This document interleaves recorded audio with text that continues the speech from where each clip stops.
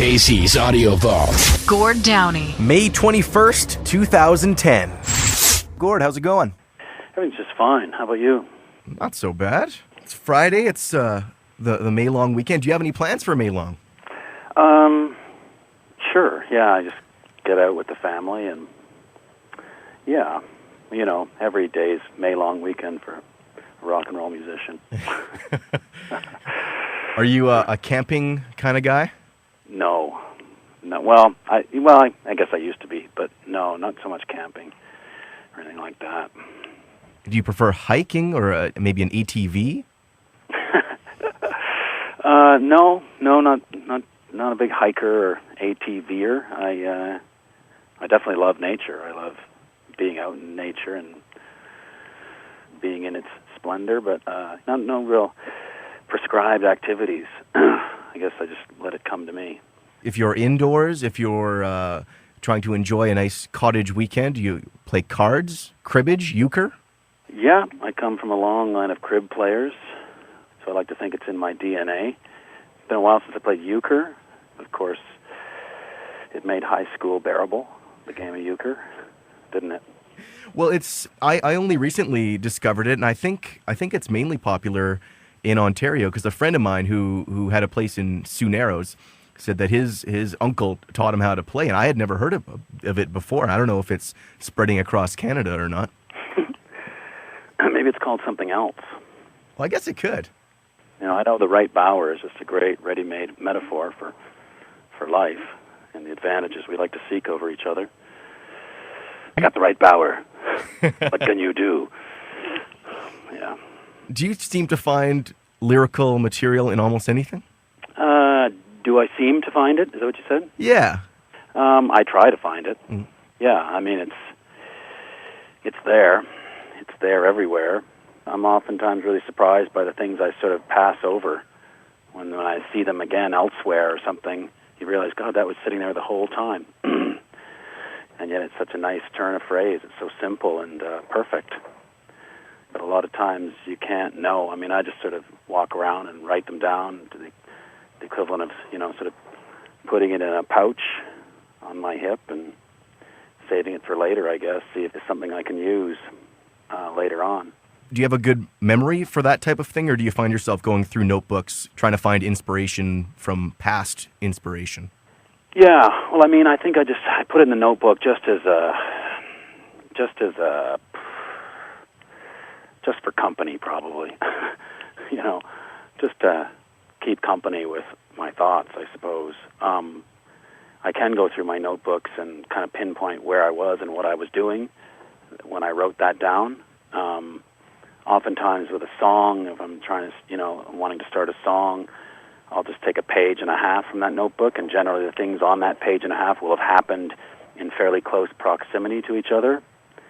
So I like the idea of a song that has lyrics that were derived from notes that happened in a 36-hour period, because I think perhaps that'll resonate somehow, that moment in time, how I was thinking, what I was feeling, is somehow is coalescing, you know, and creating more of a simple, pure, perfect message. You know, ultimately I'm just trying to express my best feelings perfectly, given time and space, which is sort of what I'm given as a writer. No one's demanding what I do. So I guess I just either have to create false demand or be ready for anything. And if you're ready for anything, then you can be lucky. You did a interview with Alan Cross lately, and he was dissecting the album. Mm. Is that enjoyable, openly talking about your lyrics? I don't go looking to do that necessarily, and that was what he decided to do. And then as he was doing it, I realized it had been a long time since anyone had actually done that. I think it, you know, probably being told or scolded too many times, I don't talk about that, you know, and perhaps, you know, I guess, I don't know, there's sort of a concern on a number of levels, you know, that you'll kind of wreck it for somebody, wreck it for the listener if you explain it too much, and you can't explain it in a way that approximates the same time and care and consideration you took to make it. in a minute and a half, you can kind of tear all that down with a ham-handed, awkward explanation, not unlike what I'm doing right now. You know, and having said that, he kind of just did it, and I kind of went with it, and I found myself sort of getting a lot of things out of the way, like a lot of sort of nuts and bolts about the songs, things like little inspirations. Oh, this, and it was occurring to me, this line came from there. This line came from that. I was reading this, and I wrote that down, you know, and that created this. And it was just sort of, I don't know, I think people want process. Process has become kind of a hot thing lately, you know, and people are discovering it as if it never existed. But process, how is something made? Did little elves deliver it to you while you slept? You know, no. It's a process, and everyone has a process for whatever it is they do. And everyone finds people's process fascinating. At least I do. Ford Motors, I mean, they don't keep everyone in suspense and then throw off the cover and unveil this year's model. They're showing you how they're making it, because they've realized connectivity is big. People want to connect with the process.